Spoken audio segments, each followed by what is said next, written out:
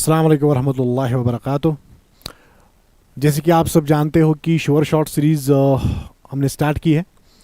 तो इसमें हम आज जो चैप्टर स्टार्ट करने जा रहे हैं डेट इज़ एटॉमिक स्ट्रक्चर, जो आपकी फ़िज़िकल केमिस्ट्री में पढ़ता है। और टाइम को वेस्ट करने के बगैर हम स्टार्ट करते हैं पहला टॉपिक। जो पहला क्वेश्चन है जो आपके बोर्ड में पूछा जा सकता है, सिंपल क्वेश्चन है, define atomic number and mass number. तो एटॉमिक नंबर और मास नंबर को एक्सप्लेन करने के लिए अगर मैं यहाँ पे एक एटम लूँ और जो एटम का न्यूक्लियस होगा और ये इसका एक्स्ट्रा न्यूक्लियर पार्ट है जिसमें इलेक्ट्रॉन्स होते हैं, इसको हम लिखते हैं this is extra nuclear part.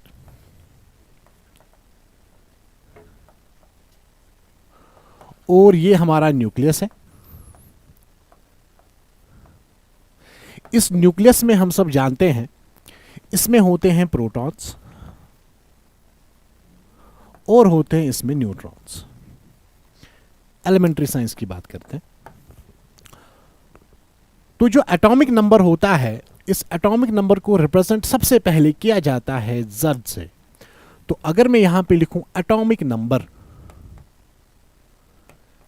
Number जो बच्चे होता है इसको हम रिप्रेजेंट करते हैं Z से। और एटॉमिक नंबर Z जो होता है this is number of electrons in neutral atom. अगर हमारे पास एटम न्यूट्रल है, न्यूट्रल एटम कहने का मतलब इस एटम पे कोई चार्ज नहीं है, तो उस केस में हम ये डेफिनेशन कोट कर सकते हैं एटॉमिक नंबर Z की, number of electrons in neutral atom. लेकिन इसकी दूसरी एग्जाम्पल, दूसरी डेफिनेशन भी हम लिख सकते हैं, that is number of protons present in an atom. एक एटम में कितने सारे प्रोटॉन्स प्रेजेंट है वो उस एटम का एटॉमिक नंबर Z कहलाता है। अगर मैं पहली डेफिनेशन को लेके चलूं तो हमें यह देखना पड़ेगा एटम पहले न्यूट्रल है कि चार्जड है। लेकिन उससे बेटर यही है कि हम इस वाली डेफिनेशन को कोट करेंगे जिसमें हम लिखेंगे number of protons present in an atom. इसमें हमें एटम चाहे चार्जड हो या न्यूट्रल हो, दोनों केसेस में हम इस डेफिनेशन को कोट कर सकते हैं। तो हमारे लिए जो सिंपलिसिटी है वो ये वाली डेफिनेशन पैदा करेगी, तो हम इसी डेफिनेशन को कोट करके आगे चले जाएंगे। सिमिलरली इस न्यूक्लियस में मैंने आपको बोला जो कि पॉजिटिवली चार्जड होता है और इस एक्स्ट्रा न्यूक्लियर पार्ट में हमारे पास इलेक्ट्रॉन्स होते हैं। अब इस न्यूक्लियस में बच्चे हमारे पास प्रोटॉन्स होता है और साथ में हमारे पास होते हैं न्यूट्रॉन्स। तो अगर मुझे मास नंबर लिखना हो जिसको हम A से रिप्रेजेंट करते हैं, ये बच्चे होता है number of protons plus number of neutrons के बराबर। मैं एक एग्जाम्पल लेके चलता हूं। एग्जाम्पल से पहले इस बात को भी जहन में रख लो, जो एक एटम की रिप्रेजेंटेशन होती है, ये जो रिप्रेजेंटेशन होती है बिल्कुल बेसिक सा क्वेश्चन आता है। इस रिप्रेजेंटेशन में अगर मैं किसी भी एलिमेंट को ऐसे रिप्रेजेंट करूं X से, तो यहां पे जो लेफ्ट साइड जो हम सबस्क्रिप्ट यूज करते हैं Z, और जो सुपरस्क्रिप्ट लेफ्ट साइड यूज करते हैं दैट इज A। ये जो Z होता है दिस इज एटॉमिक नंबर और जो A होता है दिस इज मास नंबर। जैसे अगर मैं यहां पे एग्जाम्पल कोट कर लूं, कार्बन मेरे पास है, कार्बन का एटॉमिक नंबर बच्चे 6 है और इसका एटॉमिक मास, इसका मास नंबर हम मान के चलते हैं 12, जो कि है वन ऑफ इट्स आइसोटोप।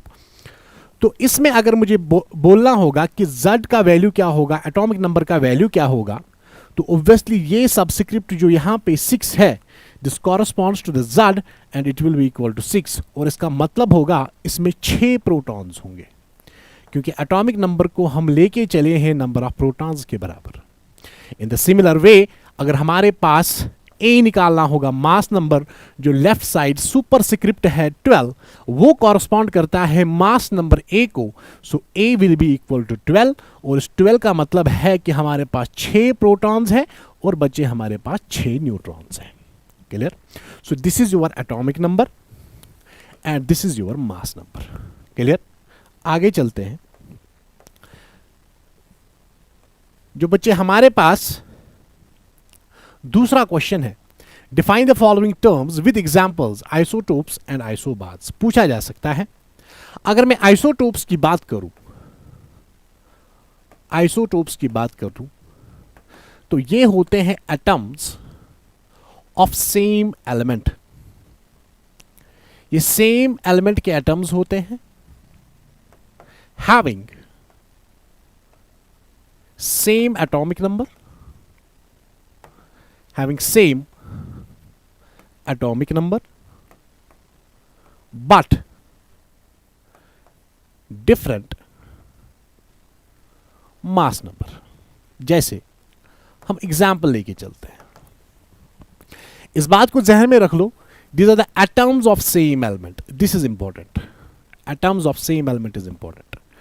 और इसके रेस्पेक्ट में अगर मैं आइसोबार्स की बात करूं, इसके रेस्पेक्ट में अगर हम आइसोबार्स की बात करते हैं, यहां से एक लाइन खींचते हैं और यहां अगर मैं लिखूं आइसोबार्स, ये होते हैं atoms of different element. This is the first distinguishment between isotopes and isobars. जो बच्चे आइसोबार्स होते हैं, ये होते हैं atoms of different elements.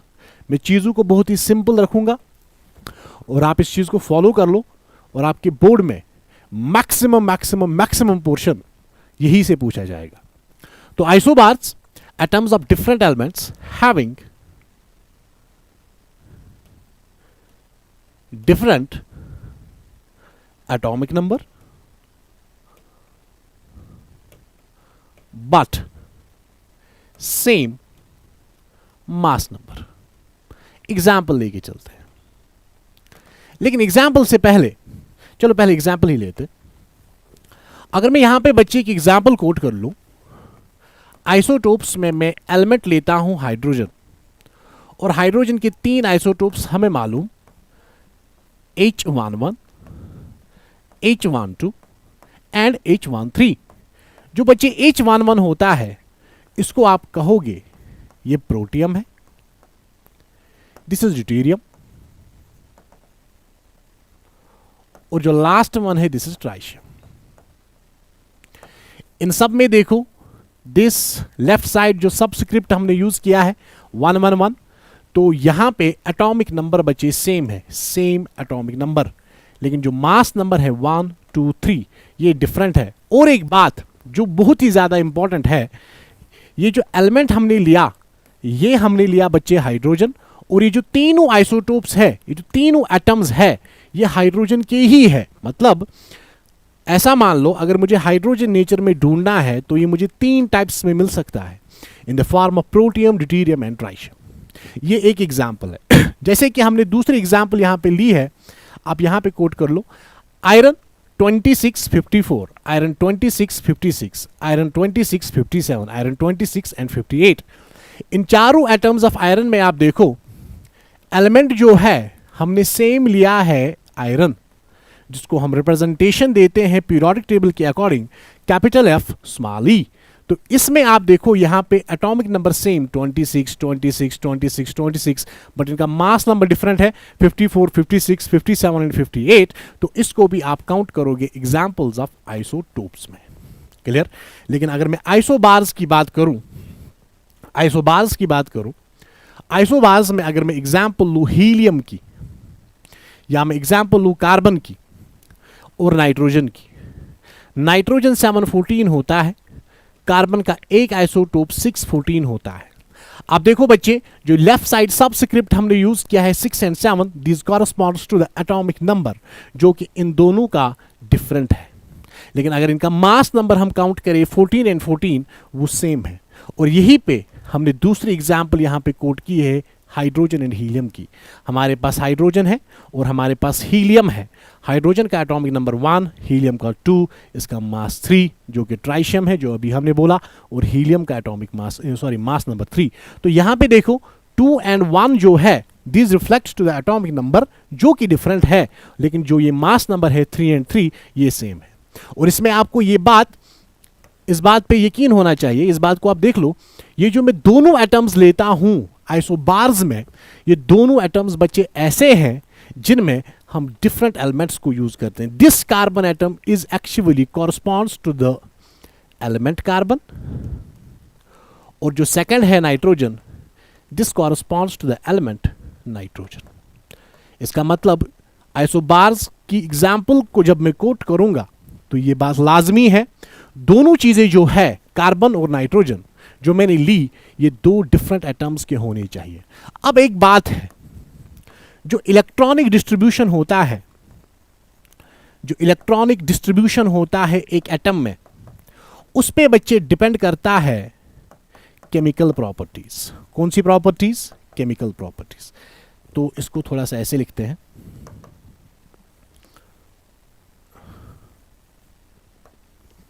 as chemical properties depends upon electronic distribution.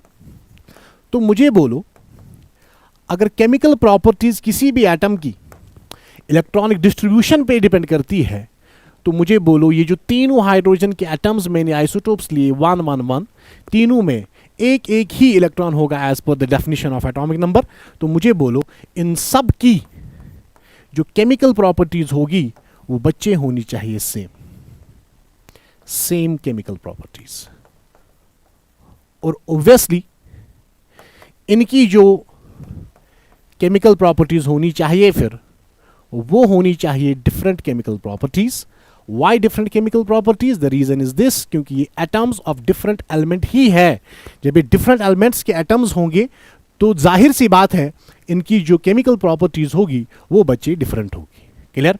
तो ये sufficient है आपको एग्जाम में लिखने के लिए to distinguish between isotopes and isobars along with the examples. Moving ahead.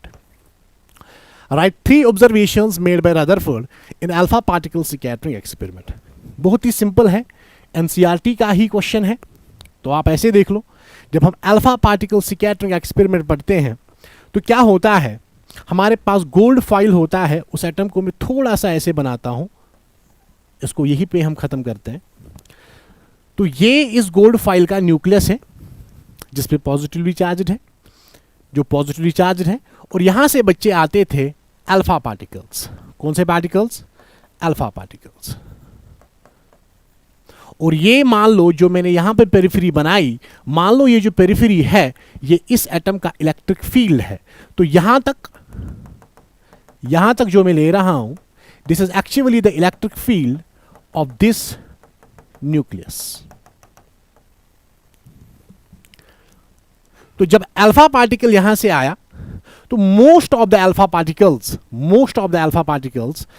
Passed through the gold file undeflected. तो ये अल्फा पार्टिकल्स कुछ यूं गए जिन्होंने कोई डिफ्लेक्शन नहीं दिखाई, जिससे हमें ये बात बाद में पता चली एटम ऑलमोस्ट एम्प्टी ही होता है. तो most of the alpha particles ऐसे थे दैट वेंट अनडिफ्लेक्टेड. तो यही हमने यहां पे लिखा है, most of the alpha particles, ये एनसीईआरटी की तीनों लाइंस है, most of the alpha particles passed through the gold file undeflected. क्योंकि एटम का जो सारा मास है that's actually concentrated at the nucleus, at the centre of the atom.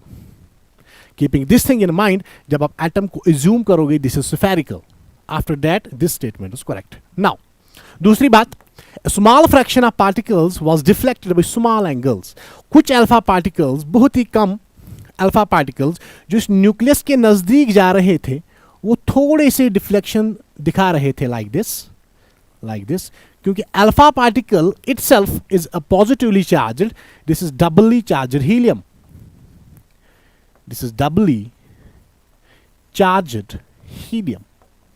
इसको हम ऐसे लिखते हैं, हीलियम ये डबली चार्ज होता है, इसका एटॉमिक नंबर 2, मास नंबर इसका 4 होता है।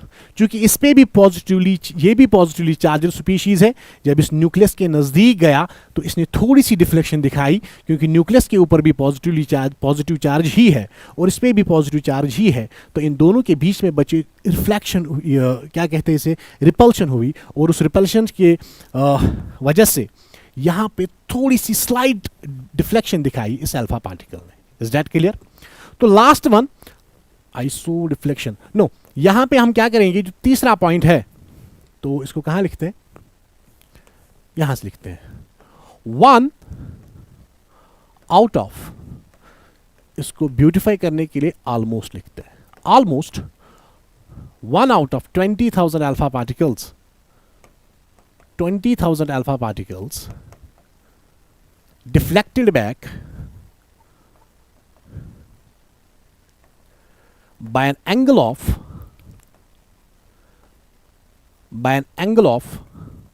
180 degree.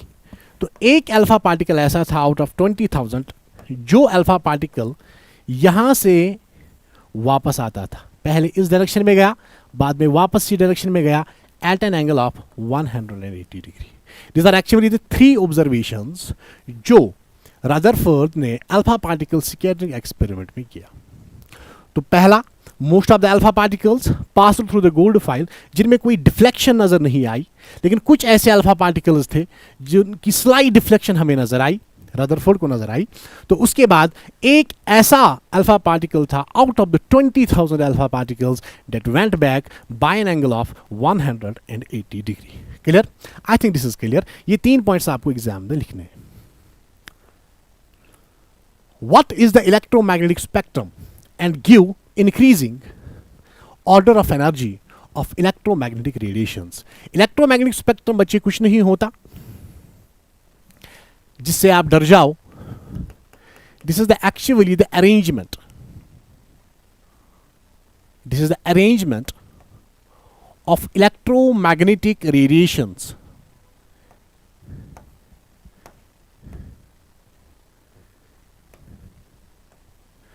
arrangement of electromagnetic radiations in definite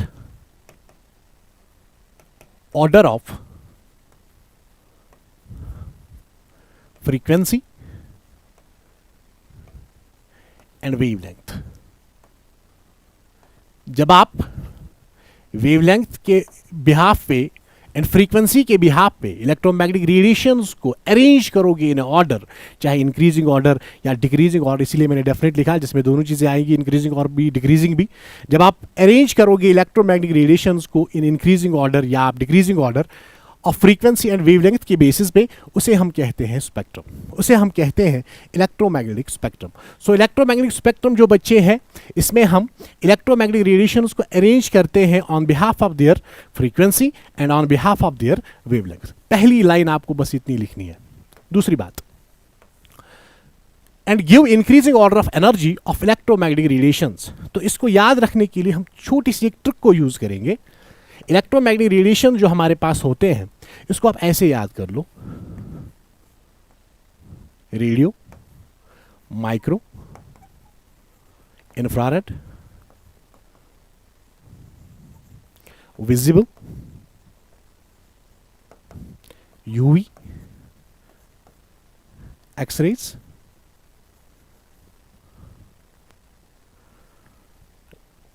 gamma rays. अभी हम एनसीईआरटी के अकॉर्डिंग चलते हैं, अदरवाइज हम कॉस्मिक वेव भी लिख सकते थे। तो यहां पे थोड़ा सा फोकस कर लो। क्या मैं यहां पे लिखूं राजा महाराजा इन वार को वी से रिप्रेजेंट करते हैं, just for the sake of trick, under extra God. जो राजा है ना, इसको हम रेडियो वेव से रिप्रेजेंट करते हैं, इसके आर को।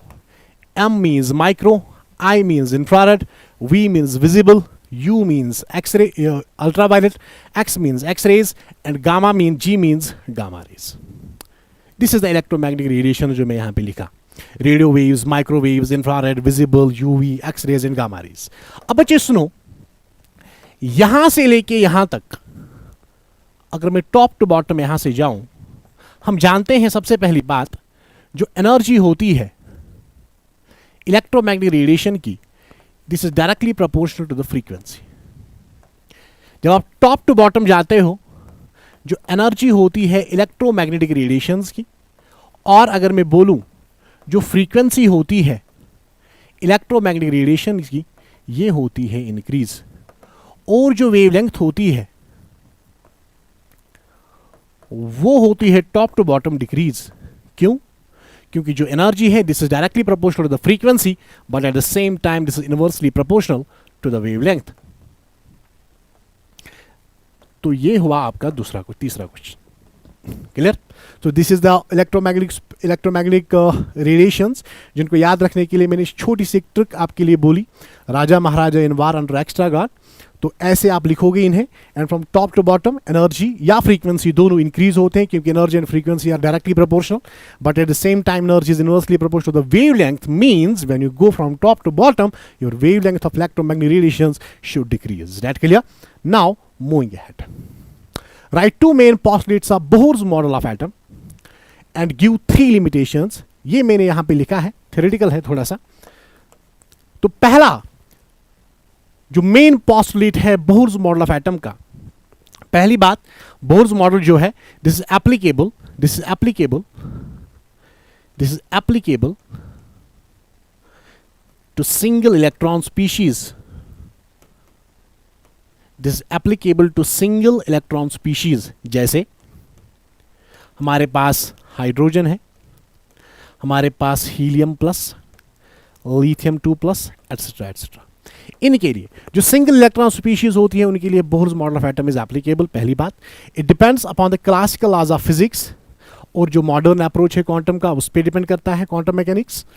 तो इसके जो दो मेन पॉस्टुलेट्स आपसे पूछे जा सकते हैं, उनमें से आप लिख सकते हो वो वाले ऑर्बिट्स जिसमें इलेक्ट्रॉन्स मूव करते हैं, रिवॉल्व करते हैं अराउंड द न्यूक्लियस, उनको आप कहते हो स्टेशनरी ऑर्बिट्स। पहली बात, वाई स्टेशनरी ऑर्बिट्स? क्योंकि इन ऑर्बिट्स में जो इलेक्ट्रॉन की एनर्जी होती है दैट रिमेन्स कांस्टेंट, वो विद टाइम चेंज नहीं होती। तो पहली बात, तो जो हमारे पास न्यूक्लियस होगा, इस न्यूक्लियस के अराउंड जो हम ऑर्बिट्स बनाएंगे, इन ऑर्बिट्स का जो नाम होगा as per Bohr's model, that is stationary orbits. Why we call these orbits as stationary orbits? क्योंकि इसमें बिकॉज जो एनर्जी होती है इलेक्ट्रॉन की इन दीज ऑर्बिट्स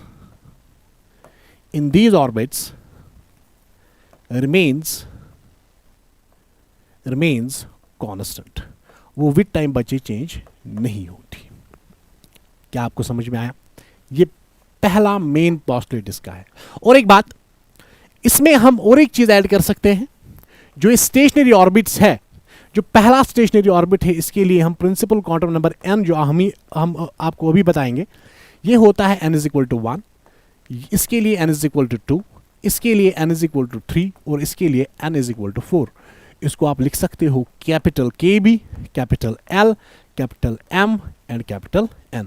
तो यहां पे हम लिख सकते हैं ये जो स्टेशनरी ऑर्बिट्स है represented as n = 1, 2, 3, 4, so on and so forth, और K, L, M, N, so on and so forth। Is that clear? और जो दूसरा मेन पॉस्टुलेट बोहर्स मॉडल का है, इलेक्ट्रॉन उन्हीं ऑर्बिट्स में रिवॉल्व करेगा जिन ऑर्बिट्स में बचे एंगुलर मोमेंटम mvr का वैल्यू जो होगा इलेक्ट्रॉन के लिए, it must be integral multiple of h/2π और h. This is h. Clear? तो हमारे पास जो दूसरा पॉस्टुलेट है, उन्हीं ऑर्बिट्स में इलेक्ट्रॉन रिवॉल्व करता है अराउंड द न्यूक्लियस जिन ऑर्बिट्स में एंगुलर मोमेंटम, ये दूसरी बात है, जो एंगुलर मोमेंटम होता है, एंगुलर मोमेंटम जिसको आप ऐसे लिखते हो mv/r, ये जो एंगुलर मोमेंटम होता है this should be integral multiple of h/2π, जिसको आप कहते हो n h. h/2 pi is h cut. अगर मैं बोलूं for n is equal to 1 what should be the angular momentum, आप बोलोगे 1 इंटू h/2 पाई। अगर मैं बोलूं n इज इक्वल टू 2 के लिए mvr का वैल्यू बोलो, आप बोलोगे 2 इंटू h/2 पाई। सिमिलरली अगर मैं बोलूं n इज इक्वल टू 3 के लिए तो आप लिखोगे 3 h/2 पाई। अगर मैं n इज इक्वल टू 4 के लिए बोलूं, आप बोलोगे 4 इंटू h/2 पाई। क्लियर? इसके बाद इसकी 3 लिमिटेशंस हमें कोट करनी है। पहली लिमिटेशन, और यहां पे एक बात जहन में रखना, जो आपका n होगा this should not be equal to 0। Clear? क्योंकि जो पहला ऑर्बिट जो स्टार्ट होता है that starts from n is equal to 1 not from n is equal to 0। Clear? Moving ahead. 3 limitations हमसे पूछी गई है। पहली, इसने तो ये बोला कि इलेक्ट्रॉन उसी ऑर्बिट में रिवॉल्व करेगा जिसका angular momentum mvr must be integral multiple of h/2 पाई। लेकिन जब इसका प्रूफ पूछा गया तो इसने इसका प्रूफ नहीं दिया। So this is the first limitation, why mvr should be equal to nh/2 pi. Why angular momentum must be integral multiple of h/2 pi, he doesn't explain। दूसरी बात, this is not applicable for multi electron species, क्योंकि पहले ही हमने बोला जो Bohr model है this is only applicable for hydrogen and hydrogen like species, जिन्हें हम सिंगल इलेक्ट्रॉन स्पीशीज कहते हैं, जिसमें helium plus, lithium 2 plus et cetera etcetera आएगा। उसके बाद could not explain Zeeman and Stark effect। Zeeman effect और Stark effect क्या है, इसको यहीं पे लिखते हैं। This is splitting of spectral lines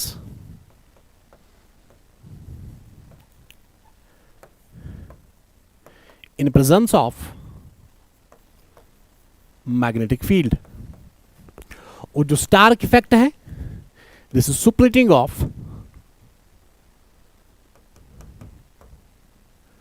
spectral lines in presence of electric field E vector. तो ये बोर्स मॉडल के ऐसे 2 मेन पोस्टुलेट्स हमने काउंट किए और साथ में हमने इसकी 3 लिमिटेशंस भी काउंट की। I think this is done. ये brief idea of de Broglie's hypothesis and express wavelength lambda in terms of kinetic energy. देखो सिंपल चीजें रखते हैं। आपने सुना होगा नेचर लव सिमेट्री, आपने सुना होगा नेचर लव सिमेट्री मीन्स, यहां पे लिखते हैं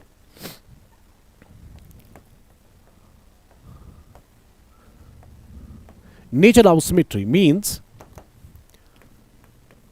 as particle nature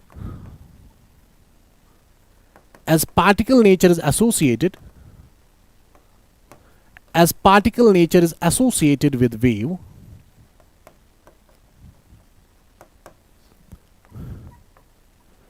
therefore wave nature should be associated with particle, या हम बोलेंगे मैटर। जैसे मान लो अगर मैं एक फोटोन की बात करूं, फॉर ए फोटोन, तो जो भी मैं चीजें यहां पे लिखूंगा these are corresponding to the photon. अगर मैं फोटोन के लिए लिखूं E एनर्जी में लिख सकता हूं mc²। क्लियर? अगर मैं पार्टिकल नेचर की बात करूं, और अगर मैं वेव नेचर की बात करूं E will be equal to h into nu, या मैं लिखूं c/λ। तो ये 2 चीजें, 2 इक्वेशन जो मैंने यहां पे लिखी, E is equal to mc² and E is equal to hc/λ, this is equation number 1 and this is equation number 2। और ये मैं फोटॉन के लिए बात कर रहा हूं। अगर मैं इन 2 चीजों को इक्वेट करूं, on equating first and 2 we get left hand side दोनों का बराबर, तो जो राइट हैंड साइड आएगा that will be mc², that will be equal to hc/λ। Lambda को इधर लेते हैं, this will be hc upon mc square. 1c cancel, lambda will be h upon mc. So this is the wavelength associated with the photon, like this, which is moving with the speed of light c. और जो यहां पे c हमने लिखा, ये जो c है, this c is speed of photon. Is that clear? H is the Planck's constant. Now यही चीज मैं एक पार्टिकल के लिए भी लिख सकता हूं, माइक्रोस्कोपिक पार्टिकल के लिए, लाइक इलेक्ट्रॉन, उसके लिए लिख सकता हूं. For any microscopic particle other than photon,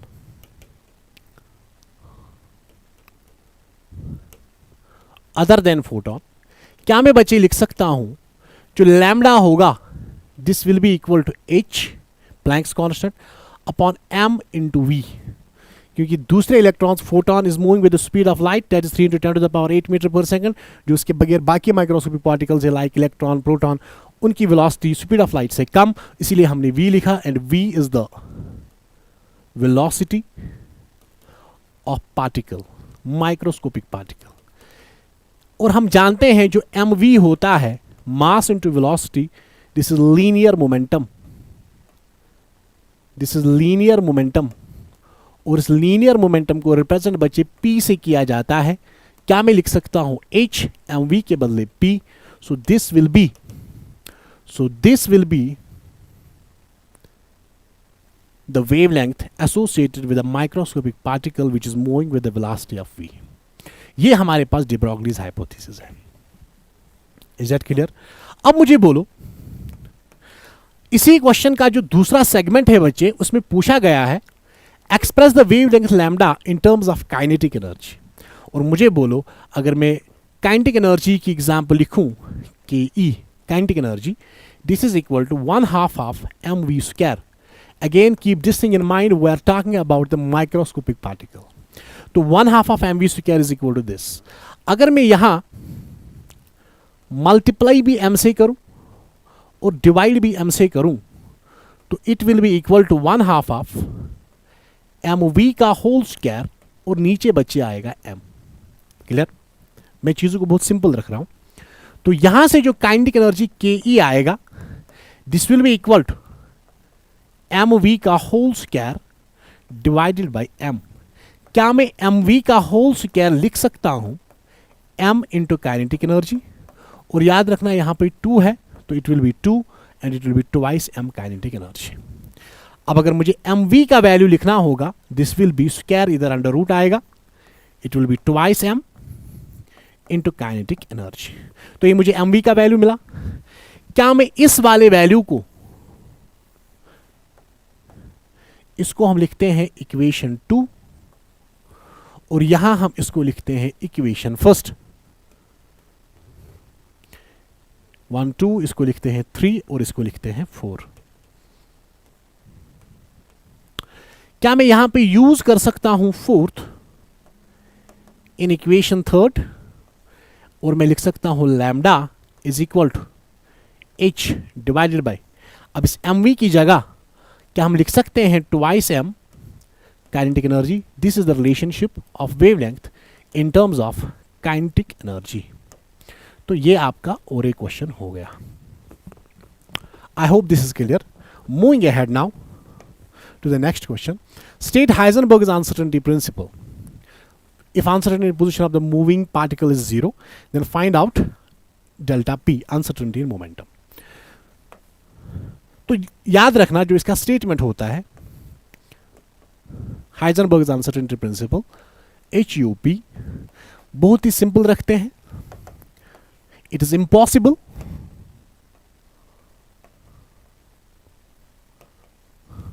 to calculate exact position and momentum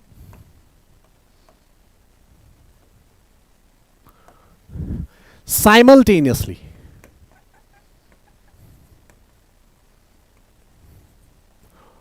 of a microscopic particle जैसे मैं इलेक्ट्रॉन की बात करूं, सिंपल मैं रख रहा हूं, अदरवाइज डिस्कस करने के लिए हर एक टॉपिक में बहुत सारी चीजें पड़ी हुई है. It is impossible to calculate exact position and momentum simultaneously of a microscopic particle like electron. और जब भी आप इसे साइमल्टेनियसली कैलकुलेट करने की कोशिश करोगे, there will be always an error. तो जो डेल्टा एक्स होगा और डेल्टा पी होगा, जो अनसर्टेनिटी पोजीशन में होगी, वो जो डेल्टा एक्स होता है, this delta x is uncertainty in position. और जो बचे डेल्टा पी होता है, this is uncertainty in momentum. जब आप इनको कैलकुलेट करने की कोशिश करोगे तो इनका जो प्रोडक्ट होगा वो आपको एरर देगा कितना, ग्रेटर और equal to h upon 4 pi. So this is your Heisenberg uncertainty principle का स्टेटमेंट.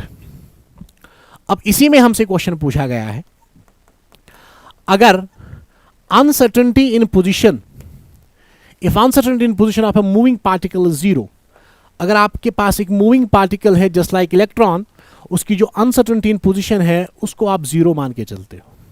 क्लियर? उसमें आप एरर कुछ दिखाई नहीं रहे हो. और आपसे पूछा गया then find out delta P, और आप डेल्टा पी निकालो. क्या मैं बच्चे ऐसे लिख सकता हूं? क्या मैं ऐसे लिख सकता हूं, जो delta x dot delta P होगा, दिस इज ग्रेटर और इक्वल टू h अपॉन 4 पाई. क्या मैं बच्चे यहां पे लिख सकता हूं जो डेल्टा x है, डेल्टा p, इसको इक्वलिटी में हम करते हैं convert, this will B h upon 4 पाई, और यहां पे डेल्टा x आएगा. क्या मैं लिखूं h अपॉन 4 पाई और डेल्टा x का वैल्यू 0 आएगा, something divided by 0 will be infinite. तो जो यहां पे डेल्टा p का वैल्यू हमें आएगा, वो डेल्टा पी हमें इन्फिनिटी मिलेगा. मतलब अगर आप किसी चीज को out of these two delta x and delta P, अगर आप किसी भी एक पैरामीटर को एग्जैक्टली कैलकुलेट करने की कोशिश करोगे ताकि उसमें एरर कुछ नहीं आए बल्कि 0 आए, तो जो आपके पास दूसरा पैरामीटर होगा उसमें जो अनसर्टेनिटी एरर जो आपको मिलेगा, that will be infinity. Is that clear? So this is clear. Now moving ahead, give a brief idea of 4 quantum numbers. हमारे पास 4 क्वांटम नंबर्स होते हैं, principal quantum number, azimuthal quantum number, magnetic quantum number and spin quantum number. तो इसे explain करने की कोशिश करते हैं हमारी तरफ से. सबसे पहली बात बच्चे, अगर हम प्रिंसिपल क्वांटम नंबर की बात करें, जो प्रिंसिपल क्वांटम नंबर होता है, प्रिंसिपल क्वांटम नंबर, इसको हम रिप्रेजेंट करते हैं बच्चे स्मॉल n से. पहली बात क्लियर? कुछ पॉइंट्स लिखते हैं. ये डिस्क्राइब क्या करता है? It describes size of electron wave. जब इलेक्ट्रॉन रिवॉल्व करता है around the nucleus in the form of wave, उसका साइज जो होगा उसको ये रिप्रेजेंट करता है. It describes the size of the electron wave. अब size of the electron wave कैसे निकाला जाता है? क्योंकि एक ऑर्बिट का जो सर्कमफ्रेंस होगा that will be equal to 2 pi R, और इसमें कितने लैम्डा की, कितने वेवलेंथ्स की वेव है, that will be equal to n lambda. Means if n is equal to 1, if you are talking about the case shell, your 2 pi r will constitute a wave having wavelength equals to 1 unit. Is that clear? दूसरी बात, अगर आप n is equal to 2 की बात करते हो, तो जो 2 pi r circumference होगा that will be equal to 2 lambda. इसमें जो वेव इलेक्ट्रॉन की होगी वो एक कंप्लीट रेवोल्यूशन में 2 वेवलेंथ्स को कंप्लीट करेगा. If n is equal to 3, your 2 pi r will be equal to 3 lambda. Clear? If n is equal to 4, your 2 pi r circumference will be equals to 4 lambda. समझ में आया? इसका मतलब अगर हमारे पास से इलेक्ट्रॉन, हमारे पास से एटम है, इसमें ये जो एक्स्ट्रा न्यूक्लियर पार्ट है, ये जो ऑर्बिट है, if this is equal to n is equal to 4, corresponding to n is equal to 4, तो ये एक वेव आएगी, एक वेवलेंथ आएगी, ये दूसरी आएगी, ये तीसरी आएगी और ये फोर्थ आएगी। Is that clear? दूसरी बात, ये तो पहली बात हमने इसके लिए लिखी, it describes the size of the electron wave and gives, दूसरी बात, it gives total energy value of an electron. Electron के पास टोटल एनर्जी कितनी होती है एक ऑर्बिटल में, उसका आइडिया भी आपको प्रिंसिपल क्वांटम नंबर PQN देता है। Is that clear? Keeping things simple, कुछ ही पॉइंट्स है जो हमें डिस्कस करने हैं, हम एक्स्ट्रा इसमें कुछ पढ़ेंगे नहीं, तो ये दो चीजें आपको याद रखनी जरूरी है। और याद रखना, when n is equal to 1, when n is equal to 2, when n is equal to 3, when n is equal to 4. n is equal to 1 means you are talking about the K shell, 2 means you are talking about the L shell, similarly 3 होगा तो M, 4 होगा तो N shell की बात करते हैं। Is that clear? Now moving ahead, और यहां से आपको बहुत सारी चीजें मिलती है इसकी एप्लीकेशन, जब आप पढ़ोगे आगे तो एनर्जी मिलती है, टाइम पीरियड मिलता है, फ्रीक्वेंसी मिलता है, बला बला बला बाकी सारी चीजें मिलती है, तो उसको बाद में हम डिस्कस करेंगे। तो अभी के लिए बोर्ड्स के लिए keeping things simple, this is sufficient, moving ahead. दूसरी बात, हमारे पास एजीम्यूथल क्वांटम नंबर होता है। ये जो एजीम्यूथल क्वांटम नंबर होता है, एजीम्यूथल क्वांटम नंबर को हम करते हैं रिप्रेजेंट स्मॉल एल से, और इसकी जो वैल्यूज होते हैं, values of L depends upon PQN, principal quantum number, that is L. पहली बात। दूसरी बात, इसके जो वैल्यूज आते हैं, चलो हम यहीं पे लिखते हैं, एल के values ranging from 0 to n-1। अगर आपसे क्वेश्चन पूछा जाएगा टोटल वैल्यूज इसमें कितने होंगे, फिर ये आस्क्ड क्वेश्चन है, तो जो टोटल वैल्यूज एल के आएंगे that will be equals to n। आप गिन के काउंट कर लेना। उसके बाद दूसरी बात, it describes shape of electron cloud। Electron cloud जो भी हमारे पास होगा उसकी शेप क्या होगी, उसको रिप्रेजेंट करता है, उसको डिस्क्राइब करता है एजीम्यूथल क्वांटम नंबर एल। तो ये दो पॉइंट्स इसके लिए काफी है, लेकिन एक दो पॉइंट्स और देते हैं। It gives us idea about number of subshells। Shell के अंदर कितनी सबशेल्स प्रेजेंट है, उनका आइडिया हमें एजीम्यूथल क्वांटम नंबर एल से मिलता है। जैसे if n is equal to 1, L will be equal to 0 only। If n is equal to 2, L will be 0, 1। If L is equal to 3, L will be 0, 1, 2। और अगर n 4 के बराबर है तो L का वैल्यू बच जाएगा 0, 1, 2, 3। और यहां पे so on so forth नहीं लिख सकते। और अगर हमारे पास n का वैल्यू 5 आएगा या n का वैल्यू 6 है, तो जो L का वैल्यू आएगा डेट विल बी 0, 1, 2, 3, 4। और यहां पे L का वैल्यू 0, 1, 2, 3, 4, 5। क्लियर?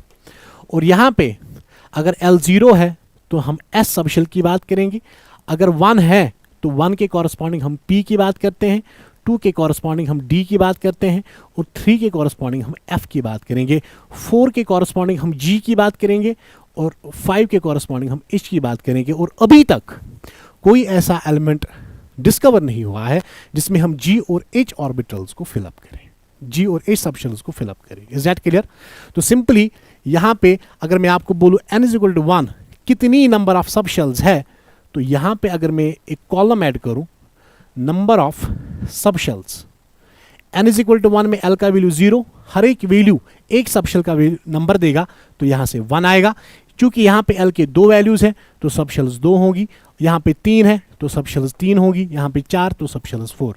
यहाँ पे नंबर ऑफ सब शेल जो आएगी दैट विल बी 5, और यहाँ पे नंबर ऑफ सब शेल्स बचे जितनी आएगी दैट विल बी 6। अब यहाँ पे देखो कौन कौन सी सब शेल यहाँ पे प्रेजेंट होगी इसमें, ओनली एस, यहाँ पे एस कामा पी, यहाँ पे S comma P comma D, यहाँ से S comma P comma D comma F. और यहाँ पे देखोगे इस वाले केस में S comma P comma D comma F comma G 5, और यहाँ पे 6 जो होंगे that will be S comma P comma D comma F comma G comma H. Is that clear? So this is the azimuthal quantum number जिसको represent किया जाता है L से। मूविंग अहेड, यहां आप ऑर्बिटल एंगुलर मोमेंटम भी निकाल सकते हो। और एक बात, चलो ठीक है रहने देते, नहीं लिखते हैं, calculation of orbital angular momentum, जिसको हम रिप्रेजेंट करते हैं कैपिटल एल से, this will be equal to L into L plus 1 h cut और h upon 2 pi under root के बाहर। समझ में आया? और अगर आपको एस ऑर्बिटल के लिए निकालना होगा, पी के लिए निकालना होगा, डी के लिए निकालना होगा, एफ के लिए निकालना होगा ऑर्बिटल एंगुलर मोमेंटम, तो एल का वैल्यू एस के लिए 0, पी के लिए 1, डी के लिए 2, एफ के लिए 3। आई होप ये आप कर सकते हो। मूविंग अहेड, इसके बाद हमारे पास बच्चे होता है magnetic quantum number. Magnetic quantum number को रिप्रेजेंट किया जाता है स्मॉल एम से। क्लियर? और यहां से हमने और एक बात बोली थी, it gives us about idea about the number of sub shells, it describes the shape of the electron cloud. तो shape of the electron cloud में आप एक बात ध्यान में रख सकते हो, जो S orbital F subshell होती है दिस इज स्फेरिकल, जो पी सब शेल होती है दिस इज डम्बल, जो डी होता है दैट इज डबल डम्बल, और जो एफ होता है उसकी शेप कॉम्प्लेक्स होती है, क्लोज शेप्ड होता है। ये दिस इज कॉम्प्लेक्स, इसको रिप्रेजेंट नहीं कर पाएंगे हम, आगे हम इन 3 की शेप्स को रिप्रेजेंट करेंगे। Now magnetic quantum number M, it gives the orientation of, it gives the orientation of electron cloud.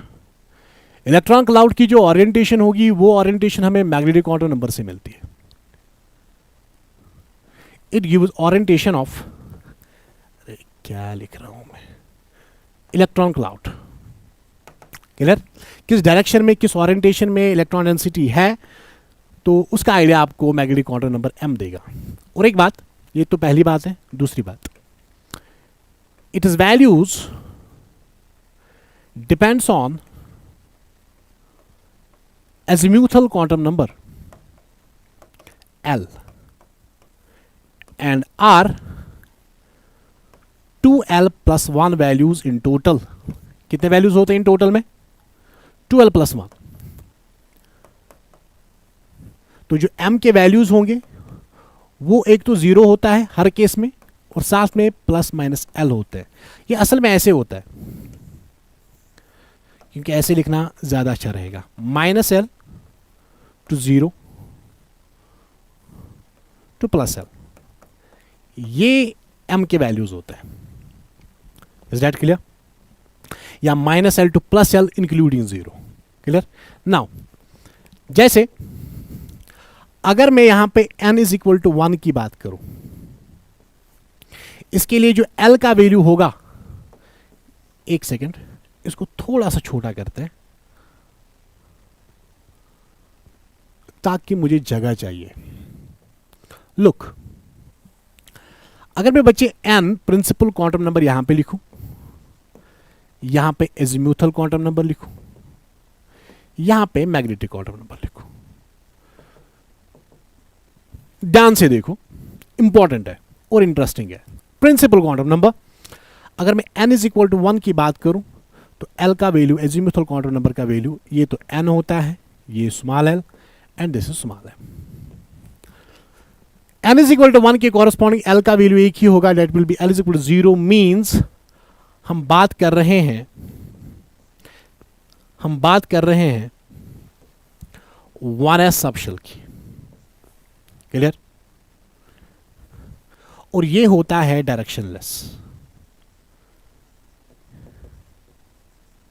इसकी कोई डायरेक्शन नहीं होती। आपकी जो इलेक्ट्रॉन डेंसिटी s ऑर्बिटल में होगी that will B uniformly distributed along all the directions. दूसरी बात, अगर मैं n इज इक्वल टू 2 की बात करूं तो l का वैल्यू भाई साहब आएगा 0 और आएगा 1। अगर मैं आपको बोलूं यहां सब शेल्स रिप्रेजेंट कर लो तो आप लिखोगे 0 के कॉरस्पॉन्डिंग s ही होगा, लेकिन principal quantum number is 2, it will be 2s और ये होगा बच्चे 2p। ध्यान से इंपॉर्टेंट है भाई। आगे, अब अगर मुझे s तो मुझे मिला कि इसमें कोई डायरेक्शन नहीं होती, क्या p में डायरेक्शंस होती है? और ऑब्वियसली p में डायरेक्शंस होती है। तो इनको मैं p ऑर्बिटल्स को ऐसे रिप्रेजेंट करता हूं, यहां से यहां से। ध्यान से देखना, जो मैं बात कहूंगा उस पर थोड़ा सा फोकस कर लो। नाउ, एक हमारे पास होता है px, दूसरा होता है py और तीसरा होता है pz। तो हम कन्वेंशन के अकॉर्डिंग जाएंगे, this is pz, this is py। Clear? और मुझे बोलो m के वैल्यूज डिपेंड करते हैं l के वैल्यूज पे। तो जो m के वैल्यूज इधर आएंगे, चूंकि l 0 है और l का वैल्यू 1 है, तो -1, 0 और +1। क्योंकि यहीं पे मैंने बोला एक तो -l, 0 + l। तो l is equal to 1, we are having 3 orientations of p orbital, -1, 0 +1। तो यहां पे अगर मैं -1 लिखूं, यहां पे 0 लिखूं, यहां पे +1 लिखूं, क्या ये सही रहेगा? और इसमें एक बात नोट करने के लायक है नोट करने के लायक है, चलो हम वो यहां पे लिखते हैं। एक बात बच्चे यहां पे नोट करने के लायक है, इस बात पे थोड़ा सा फोकस कर लो। आपके क्वेश्चन में दिया गया होगा, या आप ऐसे इसे मान लो, अगर हमारे पास px ऑर्बिटल होगा या हमारे पास py ऑर्बिटल है, इसके लिए जो m का वैल्यू हो सकता है ये +-1 होगा। मतलब अगर मैं अभी आपको बोलूं m का वैल्यू +1 है, इसका मतलब कतन ये नहीं है कि ये px ही होगा, ये py भी हो सकता है। इसीलिए मैं कह रहा हूं जो m इज इक्वल टू +-1 है, दिस बिलोंग्स टू px और py। और जो आपका pz होगा, इसके लिए m का वैल्यू आप लोगे 0 के बराबर। ये पहला नोट जो आपको सीखना है। दूसरी बात, सर अगर n इज इक्वल टू 3 तो हमारे पास l के कितने वैल्यूज? 3 होंगे, 0, 1 एंड 2। 0 के corresponding s subshell sir हमें मालूम, लेकिन जो 1 है, 1 के कॉरस्पॉन्डिंग अभी मैंने बोला p, वो हमने सीखा, उसको सीखने की जरूरत नहीं है। सर जो 2 है, 2 के कॉरस्पॉन्डिंग हमारे पास एक तो आएगा 3s, 3p और 3d, इन 3 वैल्यूज के अकॉर्डिंग। लेकिन ये वाला हमने नहीं पढ़ना है, ये हमने पढ़ा डायरेक्शनलेस। p हमने पढ़ा, इसमें 3 ओरिएंटेशंस, 3 डायरेक्शंस होती है, px, py, pz, जिसमें pz के लिए m का वैल्यू 0, px, py के लिए +-1 कुछ भी हो सकता है। क्लियर? नाउ अब d का देखते हैं।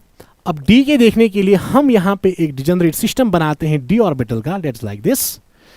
और यहां से 1, 2, 3, 4। ध्यान से देखो, यहां से बच्चे मैंने 5 ओरिएंटेशंस दिखानी है, क्योंकि आप देखो जब p is equal to 1, m की वैल्यूज कितने? -1, 0, +1। इसका मतलब हमारे पास 3 ओरिएंटेशंस है, 3 डायरेक्शंस है जहां हमें इलेक्ट्रॉन डेंसिटी मिल सकती है। और d के केसेस में हमारे पास जब d के लिए l का वैल्यू 2 है, तो यह होगा m का वैल्यू होगा -2, -1, 0, +1 और +2। मीन्स हमारे पास होगी 5 ओरिएंटेशंस। कितनी ओरिएंटेशंस? 5 ओरिएंटेशंस। और अगर 5 ओरिएंटेशंस है तो मुझे बोलो, क्या मैं यहां पे -2 लिख सकता हूं? -1, 0, +1 एंड +2। अब यहां मजे की बात है, देख लो, अगर हमारे पास ऑर्बिटल्स कौन कौन से होते हैं? d, एक होता है dxy, दूसरा होता है dx² y²। हमारे पास होता है dyz और होता है dzx, और हमारे पास होता है dz²।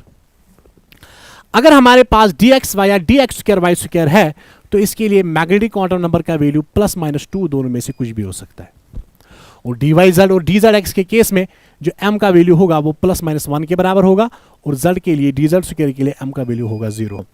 इसके बाद अगर हम n इज इक्वल टू 4 की बात करें, अगर हम n इज इक्वल टू 4 की बात करें, तो n इज इक्वल टू 4 में जो l के वैल्यूज आएंगे, जो l के वैल्यूज आएंगे, n इज इक्वल टू 4 में जो हमारे पास l के वैल्यूज बचे आएंगे, डेट विल बी 0, 1, 2 एंड 3। 0 के कॉरस्पॉन्डिंग चूंकि प्रिंसिपल क्वांटम नंबर 4 है तो हम लिखेंगे 4s। 1 के कॉरस्पॉन्डिंग जो हम लिखेंगे एट विल बी 4p, और 2 के कॉरस्पॉन्डिंग जो हम लिखेंगे डेट विल बी 4d, और जो यहां हम लिखेंगे दिस विल बी 4f। अब आपको मालूम है जो बच्चे हमने यहाँ पे 4s के लिए देखा, इसकी कोई ओरिएंटेशन नहीं होती। p में 3 ओरिएंटेशंस होते हैं, d में 5 ओरिएंटेशंस होते हैं।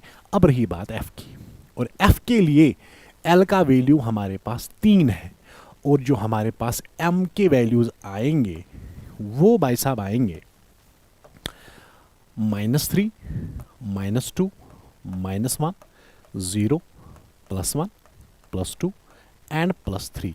और यहां से लेके यहां तक बच्चे अगर आप देखोगे तो हमारे पास जो पॉसिबल ओरिएंटेशंस है एफ वाले सबशेल में, तो 7 पॉसिबल ओरिएंटेशंस आर देयर। इसको अब हम बनाने की कोशिश करेंगे। जैसे अगर मैं यहां पे ऐसे बनाता हूं 7 ऑर्बिटल्स, और इसमें हम 1, 2, 3, 4, 5, 6 एंड 7। इसमें अगर मैं लिखूं m के वैल्यूज तो -3, -2, -1, 0, +1, +2 एंड +3। अब हमसे क्वेश्चन पूछा जाएगा, सर किस ऑर्बिटल के लिए -3 वैल्यू होगा, किस ऑर्बिटल के लिए -2 होगा, -1 होगा, +1, +2, +3 एंड 0 होगा। तो इसके लिए हम नोट लिखेंगे, जो हमारे पास fz³ होता है, fz3, इसके लिए जो हम मैग्नेटिक क्वांटम नंबर का वैल्यू लेंगे दैट विल बी 0। क्लियर? इसी तरह हमारे पास अगर fx² होगा या fy z² होगा, तो इनके लिए हम मैग्नेटिक क्वांटम नंबर का वैल्यू ±1 लेंगे। समझ में आया? क्योंकि 7 ओरिएंटेशंस है तो 7 ऑर्बिटल्स मुझे बनाने हैं, उसमें से 3 तो हुए।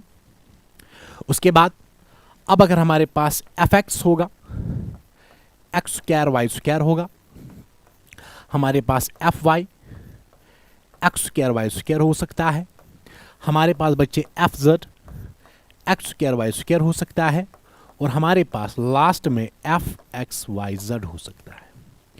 इन दोनों के लिए जो fx x² y² and fy x² y² है, इनके लिए जो ml का वैल्यू होगा ये ±3 के बराबर होगा, और जो ये दो है इनके लिए मैग्नेटिक क्वांटम नंबर का वैल्यू ±2 के बराबर होगा।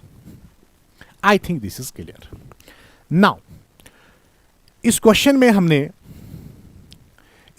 हमने principal quantum number, azimuthal quantum number, magnetic quantum number and spin quantum number को देखा। अभी हमने ये देखे brief idea of 4 quantum numbers, azimuthal देखा क्या होता है, प्रिंसिपल, मैग्नेटिक, और लास्ट वाली बात जो हमारे पास है that is Supin quantum number. Now इस सुपिन क्वांटम नंबर को मैं यहां पे लिखता हूं, ये काफी जगह है। जो सुपिन क्वांटम नंबर होता है, जो सुपिन क्वांटम नंबर होता है, इट रिप्रेजेंट्स, पहला पॉइंट इसमें, it represents Supin of an electron.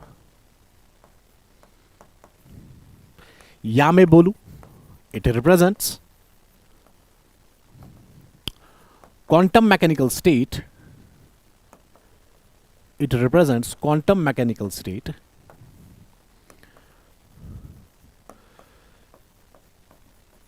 Of an electron. इसको मैं क्लासिकली कोई एग्जाम्पल दे नहीं सकता आपको समझाने के लिए। क्यों? जो सुपिन क्वांटम नंबर है it has no classical analogue. इसका कोई क्लासिकल एनालॉग बच्चे है ही नहीं, तो इसको क्लासिकली मैं समझा नहीं सकता। तो हम इसे कैसे समझे? जस्ट मैथमेटिकली, इफ जो सुपिन होता है if it is plus half, हम मानेंगे इलेक्ट्रॉन का जो रेवोल्यूशन है, इलेक्ट्रॉन जो रिवॉल्व करता है अराउंड द न्यूक्लियस, ये क्लॉकवाइज डायरेक्शन में घूम रहा है। और अगर सुपिन क्वांटम नंबर का वैल्यू माइनस हाफ है तो हम मानेंगे ये एंटी क्लॉकवाइज डायरेक्शन में घूम रहा है। Is that clear? तो अगर हमारे पास ये न्यूक्लियस है, इसमें इलेक्ट्रॉन है, if it is rotating anti clockwise, Supin will be minus half, and if it is rotating clockwise, Supin will be plus half. Is that clear? Now moving ahead, define orbital, node and draw shapes of sp and d orbitals. तो इसको समझते हैं। जो orbital होता है, जो orbital होता है, ऑर्बिटल वो रीजन होता है, वो स्पेस होती है जहां इलेक्ट्रॉन को फाइंड करने की प्रोबेबिलिटी मैक्सिमम हो। तो हम लिखेंगे रीजन और 3-dimensional space where probability of finding an electron is maximum। जहां इलेक्ट्रॉन को फाइंड करने की जो प्रोबेबिलिटी होगी वो मैक्सिमम हो, उस 3-dimensional स्पेस को हम ऑर्बिटल कहते हैं। इन कॉन्ट्रास्ट अगर मैं नोड की बात करूं, वेयर ये वो स्पेस होती है जहां पे प्रोबेबिलिटी ऑफ फाइंडिंग एन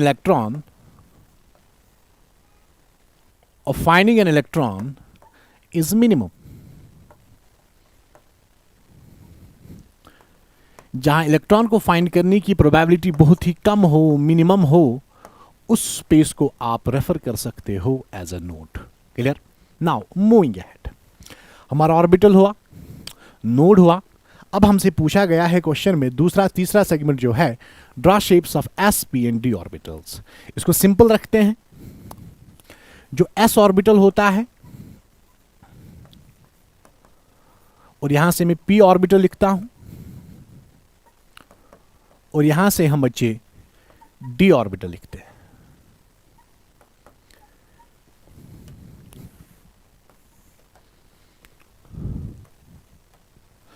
जो s ऑर्बिटल होता है वो बच्चे होता है स्फेरिकल। क्या होता है? वो होता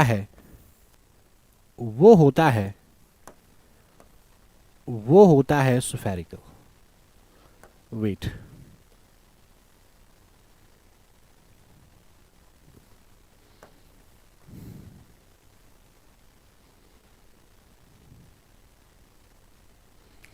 s ऑर्बिटल होता है स्फेरिकल। क्लियर? तो यहां पे हम लिखेंगे s orbital is spherical. Clear? Now आगे जाते हैं। अगर मैं p ऑर्बिटल की बात करूं तो p ऑर्बिटल हमारे पास अभी अभी हमने सीखा, इसकी 3 ओरिएंटेशंस होती है, along x, along y, along z। Along x जब ओरिएंटेशन होगी तो px, अलोंग y तो py, अलोंग z तो pz। तो यहां पे हम 3 ओरिएंटेशंस को बनाएंगे।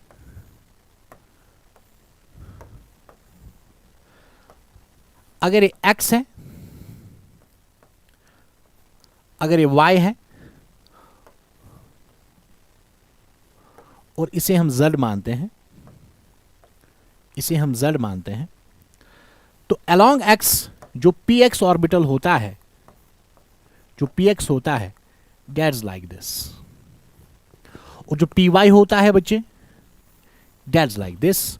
और जो pz होता है दैट्स लाइक दिस। तो यहां पे इलेक्ट्रॉन डेंसिटी बच्चे होती है अलोंग एक्स एक्सिस, उसको px कहते हैं। और अगर इलेक्ट्रॉन डेंसिटी ऑर्बिटल्स के जो लोब्स होते हैं, इनको लोब्स कहा जाता है, अगर वह अलोंग y एक्सिस है तो py, और अगर अलोंग z एक्सिस है तो हम इसे नाम देंगे pz ऑर्बिटल, इसे देंगे नाम py, ये pz होगा। और ध्यान से देखो, आपको लगता है जो p ऑर्बिटल है ये डम्बल शेप्ड है, yes these are dumbbell shaped. और यहां पे नोड्स भी है, लेकिन नोड्स को हम डिस्कस नहीं करेंगे, just we will represent the shapes. Clear? आगे जाएंगे। डी ऑर्बिटल में हमारे पास 5 ओरिएंटेशंस हैं और हमारे पास 5 ऑर्बिटल्स होते हैं, D X Y, D Y Z और डी जेड एक्स। और इनको कहा जाता है नॉन एक्सियल ऑर्बिटल्स। इनकी इलेक्ट्रॉन डेंसिटी जो होती है बच्चे, वो इन बिटवीन द एक्सीज होती है, एक्सीज पे नहीं होती। फॉर दैट रीजन हम इन तीनों को कहते हैं नॉन एक्सियल ऑर्बिटल्स। और इसके अलावा हमारे पास d x square Y square and d z square है, और इनको हम नाम देते हैं एक्सियल ऑर्बिटल्स, क्योंकि इनमें जो इलेक्ट्रॉन डेंसिटी होती है नोड्स में, लोब्स में, वो लोब्स लाई करते हैं अलोंग द एक्सिस। तो इनको बनाने की छोटी सी कोशिश हम भी करते हैं ताकि आपके कॉन्सेप्ट्स क्लियर हो। तो यहां पे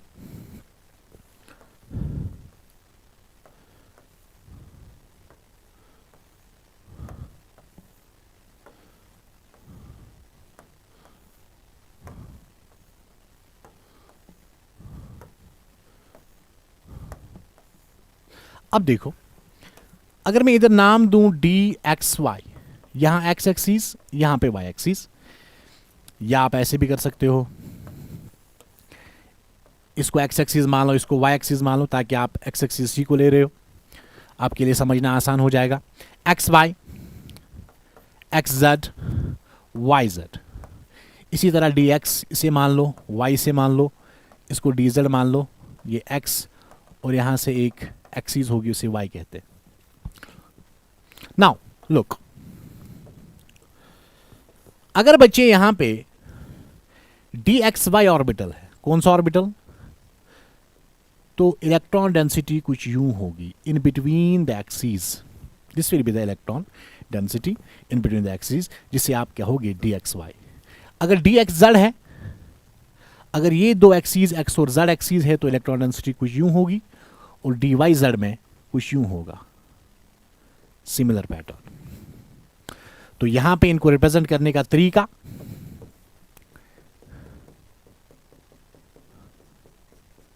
तो यहां से इलेक्ट्रॉन डेंसिटी होगी ऐसे,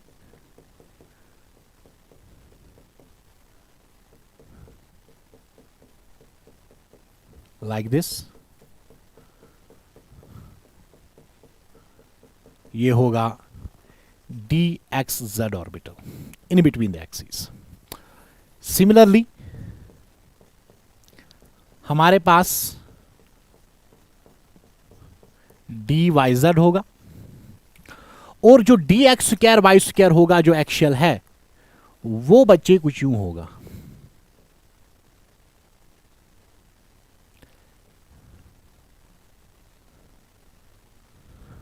और जो डी जेड स्क्वायर होगा दैट इज लाइक दिस, और बीच में एक रिंग होती है एक्स वाई प्लेन में, दैट्स लाइक दिस, ये परपेंडिकुलर होती है टू द जेड एक्सिस, और यहां पे आप दिखा सकते हो ऐसे, ये जो रिंग होती है एक्स वाई प्लेन में, और ये जो मैंने येलो कलर से दिखाया ये अलोंग जेड एक्सिस होते हैं। इसको कहते हैं D x square Y square, और इसको नाम देते हैं डी जेड स्क्वायर। और यहां पे आप इलेक्ट्रॉन डेंसिटी ऐसे दिखा सकते हो,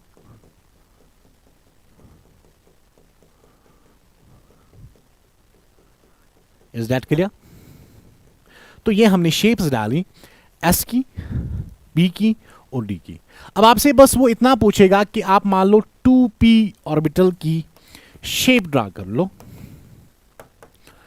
2p(x) की बोलेगा, 3p(y) की बोलेगा, 4p(z) की बोलेगा, आपको सेम चीजें करनी है। क्लियर? आपसे पूछा जाएगा 3d x² y², आपसे पूछा जाएगा 3d xy, 4d z², तो आप ऐसे फॉलो करोगे। क्लियर? तो क्वांटम नंबर जो भी होगा वहां पे 3, 4, उसे बाद में देखना, पहले जो ऑर्बिटल को डेजिग्नेट किया होगा उसने, उसकी शेप आप ऐसे बनाओगे, और इसके नीचे अगर ये 3dx है तो इसे लिखो 3dxy, अगर ये 4dxy है तो इसे लिखो बाद में 4dxy। Just principal quantum number will change, rest the shape will remain same. Is that clear? Now, moving ahead. State the following above principle, Pauli's exclusion principle and Hund's rule of maximum multiplicity. तो सबसे पहले short में हम इसे करते हैं।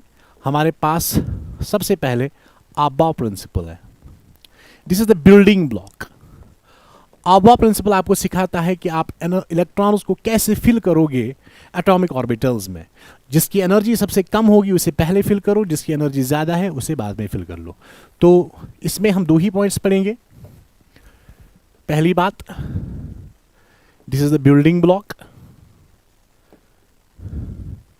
जहां से आप सीखते हो कि इलेक्ट्रॉन्स को फिल कैसे करना होता है, जो ऐसे होता है 1s 2s 2p 3s 3p 3d 4s 4p 4d 4f 5s 5p 5d 5f 6s 6p 6d ऐसे ऐसे 7s। तो आप इलेक्ट्रॉन्स को फिल कैसे करोगे, इसने एक पैटर्न दिखाया, उस पैटर्न को हम भी फॉलो करेंगे। लुक, पहले आप इसको फिलअप करोगे, उसके बाद इसको, उसके बाद यहां से जाओगे आप ऐसे, like this like this like this, उसके बाद ऐसे होगा। तो यहां आपको जाना ऐसे है, दिस इज द एरो जो आपको दिखाएगा आपको जाना कैसे। अब मसला है सर, ये तो आपने फिलअप किया 1s, इसके बाद क्या, आप ऐसे जाओ, उसके बाद ऐसे जाओ, उसके बाद ऐसे जाओ, ऐसे ऐसे ऐसे एंड देन ऐसे। सर क्या बनेगा हमारे पास फिर ऑर्डर क्या रहेगा? तो इसको, ये जो बिल्डिंग ब्लॉक है ना, दिस इज एक्चुअली द, ये जो मैंने सीक्वेंस दिखाई, ये आपको एक एनर्जी ऑर्डर भी देगा।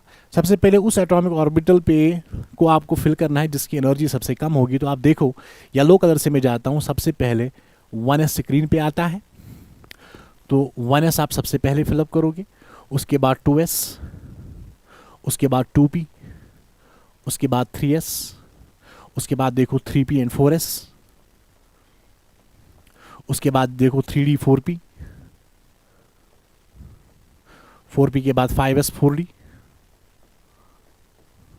उसके बाद देखो भाई 5p है, उसके बाद देखो 6s है, उसके बाद देखो 4f है, 5d है, उसके बाद बच्चे 6p 7s, blah blah blah, so on and so fourth, ये सारी चीजें आप करोगे। तो यहां पे आप देखो इसकी एनर्जी 1s से ऐसे कम होगी, like this like this like this. ऐसे आप एटॉमिक ऑर्बिटल्स में इलेक्ट्रॉन्स को फिलअप करोगे in this order and this is aufbau principle. अब यहां मसला है, सर एक्चुअली जो रूल होता है हमारे पास होता है n+l रूल। क्या होता है? n+l rule. और n+ रूल हमें समझाता है, चलो इसको रहने देते हैं क्योंकि आपसे पूछा नहीं जाएगा, तो इसको समझाने की यहां पे जरूरत बोर्ड्स में नहीं है। क्लियर? लुक, सेकंड हमसे पूछा गया है पॉलीज एक्सक्लूजन प्रिंसिपल। दूसरी बात, पॉलीज एक्सक्लूजन प्रिंसिपल जो है, दिस इज सिंपल। इसमें आप लिखोगे no two electrons, no two electrons, या यहां पे एक छोटा सा नोट लिखूंगा मैं, lower energy atomic orbital is filled first. ये आप लिख सकते हो. Clear? अब Pauli's exclusion principle. No two electrons in an atom. एक एटम में आपके पास दो इलेक्ट्रॉन्स ऐसे नहीं हो सकते जिनके लिए set of 4 quantum numbers similar हो. तो no two electrons in an atom can have same values of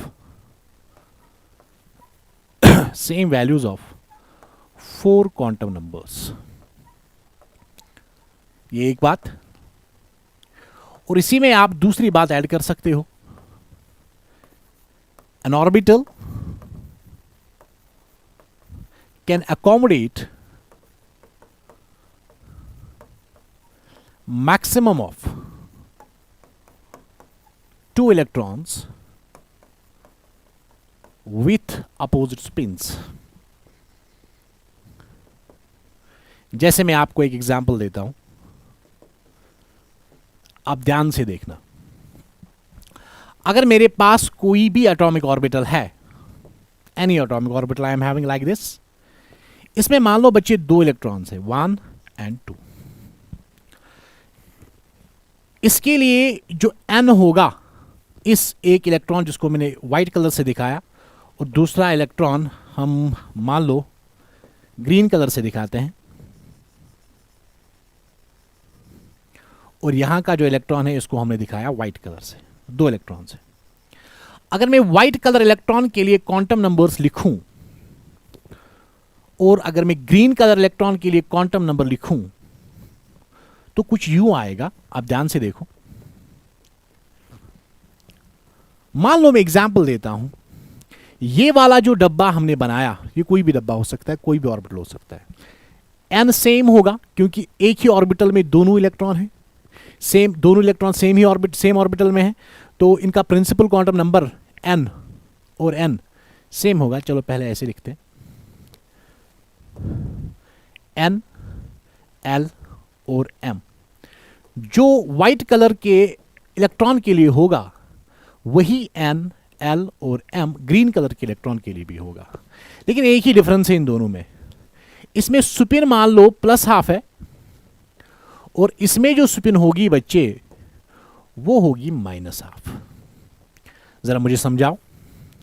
ये 3 तो आपस में सेम, लेकिन क्वांटम नंबर का सेट जो होता है इसमें 4 क्वांटम नंबर्स आने चाहिए.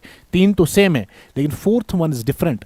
क्या मैं बोलूं, इन दोनों इलेक्ट्रॉन्स के लिए जो एक ही एटॉमिक ऑर्बिटल में है, set of 4 quantum number same है कि डिफरेंट है? ऑब्वियसली डिफरेंट है. समझ में आया? So this is Pauli's exclusion principal.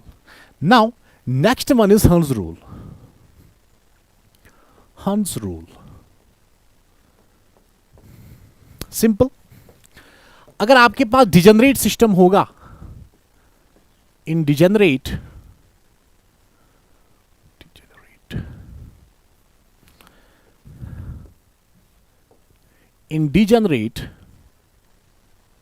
Orbitals, जो इलेक्ट्रॉन्स होते हैं, इलेक्ट्रॉन्स आर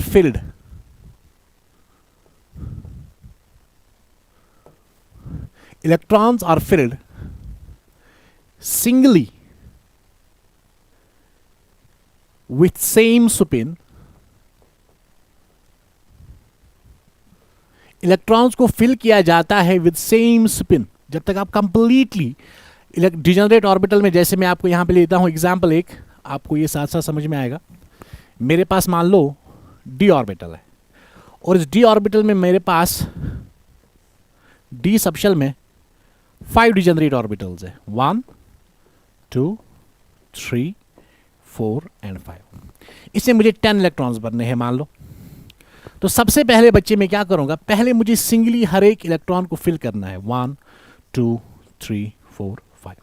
यहां तक आप 5 इलेक्ट्रॉन्स को करोगे singly fill with same spin. तो in degenerate orbitals electrons are filled singly with same spin. Then pairing occurs. Pairing occurs. उसके बाद आप पेयरिंग कर लो. जैसे मैं पेयरिंग यहां पे दिखाऊंगा.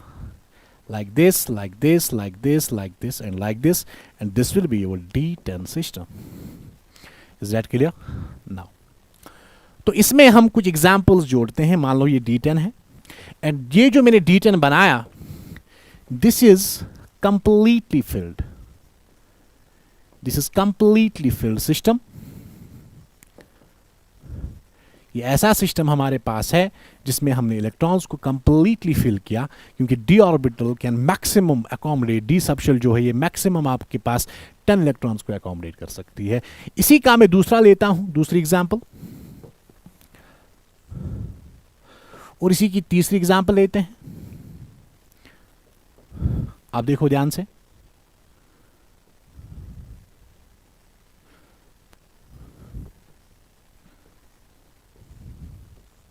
अगर मैं बच्चे यहां पे लूं D5 सिस्टम या मान लो D4 सिस्टम. D5 में 1 electron, second, third, fourth, fifth, और D4 में 1 2 3 4. क्लियर? तो यहां पे इसको हम बोलेंगे half filled, exactly half filled. Half filled configuration या हाफ फिल्ड सिस्टम. और इसमें चूंकि एग्जैक्टली हाफ नहीं है, फुल भी नहीं है, तो हम इसे बोलेंगे पार्शियली फिल्ड.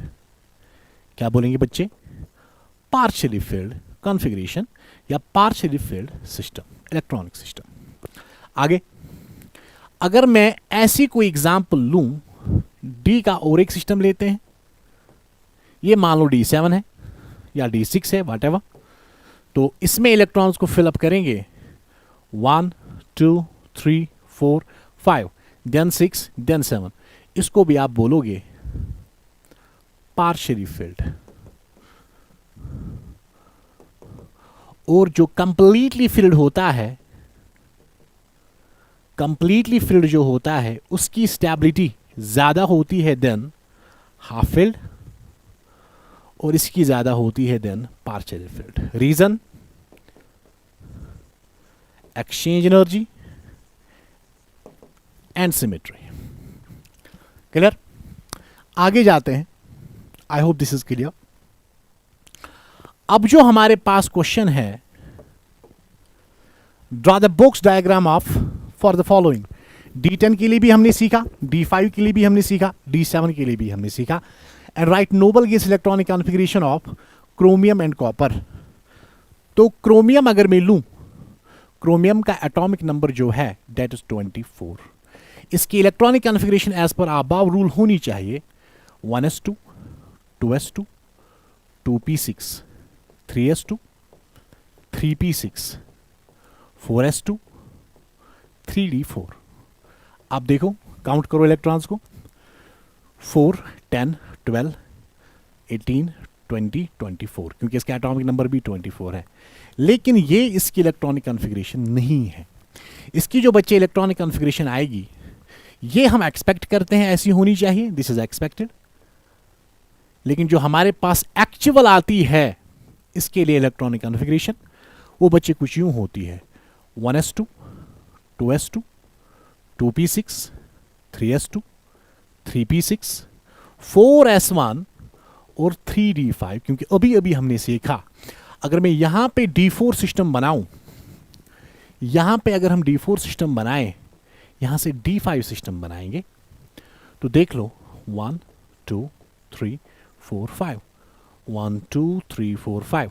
D4 में बच्चे जो आपके इलेक्ट्रॉन्स होंगे वो ऐसे होंगे 1 2 3 एंड 4.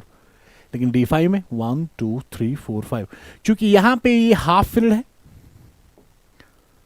और यहां पे ये पार्शियली फिल्ड है, और अभी अभी हमने सीखा जो हाफ फिल्ड कॉन्फ़िगरेशंस होती है those are very much stable than partially filled. इसीलिए कॉपर पसंद करता है रहना D5 कॉन्फ़िगरेशन में रादर के D4.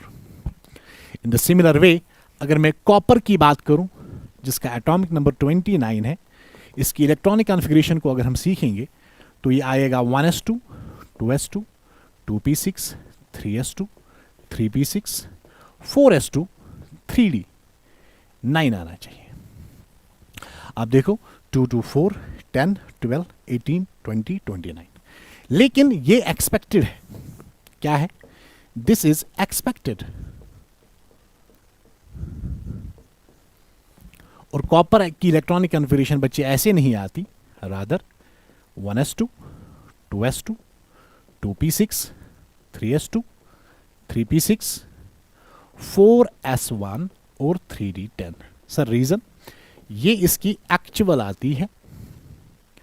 अगर आप देखोगे, मैं दो सिस्टम्स लेता हूं और इन दो सिस्टम्स में कुछ यूज आएंगे हम।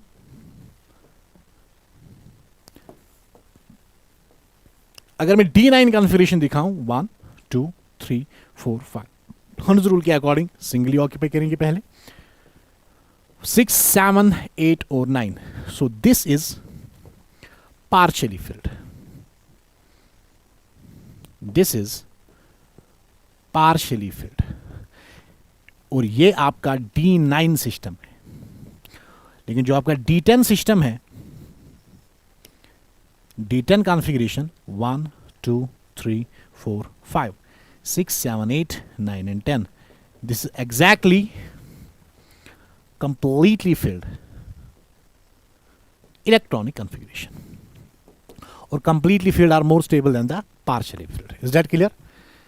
Now for sodium set of 4 quantum numbers of last electron is, जैसे अगर मैं सोडियम की बात करूं, हमें लास्ट इलेक्ट्रॉन के लिए जिसका एटॉमिक नंबर 11 है सोडियम का, इसके लिए 4 क्वांटम नंबर्स का वैल्यू लिखना है। जैसे अगर मेरे पास सोडियम है, इसका एटॉमिक नंबर 11, तो ये होगा 1s2, 2s2, 2p6 और 3s1।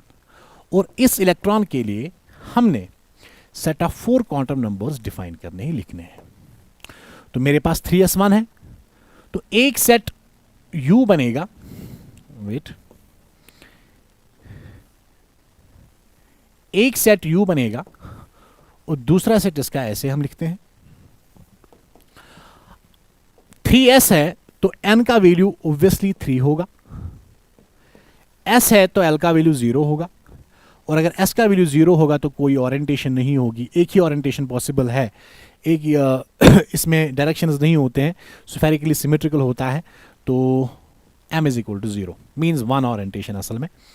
तो इसकी स्पिन को हम मानते हैं n3, l0, m is equal to 0, और स्पिन आ सकता है +½ और अगर मैं दूसरा सेट लूं इसका, n is equal to 3 possible, l will be equal to 0 again, m will be equal to 0 again, और स्पिन को हम ले सकते हैं -½ अब इसमें देखो, क्या n3, l0, n3 यहां पे है, ऑब्वियसली यहां पे n इज इक्वल टू 3 है, यहां पे भी n इज इक्वल टू 3, यहां पे भी n इज इक्वल टू 3, यहां पे भी n इज इक्वल टू 3, तो चारों सही लगते हैं। आगे देखते हैं, l का वैल्यू 1, नो, l का वैल्यू 1, नो, तो इन दोनों को हम निगलेक्ट करते हैं, फर्स्ट एंड फोर्थ को। अब सेकंड और थर्ड को देखो, l0, l0 दोनों पॉसिबल है, m0, m1 नहीं हो सकता है, बिकॉज m का वैल्यू l के वैल्यू पे डिपेंड करता है, जब l0 तो m भी 0, तो आई think this is the answer. तो इस वाले ऑप्शन को इसने पिक किया है, दिस वन, क्योंकि इसने स्पिन लिया है +½ इसमें। Is that clear? Now moving ahead, define hydrogen spectrum. Hydrogen spectrum बच्चे क्या होता है, जब भी हम इलेक्ट्रिक एक्साइटेशन अप्लाई करते हैं हाइड्रोजन एटम पे जो कि गैसियस स्टेट में हो और लो प्रेशर पे हो, तो वहाँ से एक ब्लूइश लाइट इमिट होती है, और उस ब्लूइश लाइट को when A ray of light is pass through the prism, उस लाइट को अगर आप प्रिज्म के थ्रू पास कराओगे तो वहाँ से आपको एक आइसोलेटेड शार्प लाइन्स का एक स्पेक्ट्रम मिलता है, तो उसको हम डिस्क्राइब करते हैं इन द फॉर्म ऑफ सीरीज, और वो सीरीज मैंने यहाँ पे लिखी हुई है, जैसे Lyman series, Balmer series, Paschen, Brackett, Pfund and Humphrey. और लाइमन सीरीज डिस्कवर किसने की? लाइमन साहब ने, ये बाल्मर ने, पास्चन ने, ब्रैकेट ने, फंड ने, हम्फ्री ने, ये आप देखोगे, ये आपको समझ में आया होगा। लेकिन इंपॉर्टेंट क्या है, जो लाइमन सीरीज है, स्पेक्ट्रल लाइन्स का वो बंच जो आपको किस रीजन में गिरे, अल्ट्रा वायलेट रीजन में, तो वही होती है लाइमन सीरीज। और स्पेक्ट्रम सीरीज, स्पेक्ट्रम लाइन्स का वो वाला बंच जो विजिबल में आए, दैट इज द बाल्मर, जो इंफ्रारेड में आए, that will be the Paschen, जो फिर से इंफ्रारेड और फार इंफ्रारेड, वो correspondingly bracket, Pfund and Humphry होंगे। अब यहाँ पे आप बोलोगे सर चूंकि ये सारे इंफ्रारेड में है, ये एग्जैक्ट इंफ्रारेड तो है, लेकिन इंफ्रारेड में जिनकी फ्रीक्वेंसी होगी वो वेरी करती है, कुछ नियर इंफ्रारेड में होता है, कोई मिड में होते हैं, कुछ फार इंफ्रारेड में होते हैं। क्लियर? तो उससे बेहतर इन रीजन्स के बेसिस पे इनको क्लासिफाई करने से बेहतर आई थिंक हम इन ट्रांजिशंस को देखें। ट्रांजिशंस को देखने का मतलब सुनो, अगर लाइमन सीरीज है तो लाइमन सीरीज में जो ट्रांजिशन होगी ऊपर से लेके, ये देखो, ये मान लो दिस इज ए न्यूक्लियस, मान लो समझाने के लिए, this is n is equal to 1, this is n is equal to 2, this is n is equal to 3, this is n is equal to 4, this is n is equal to 5, this is n is equal to 6 and this is n is equal to 7।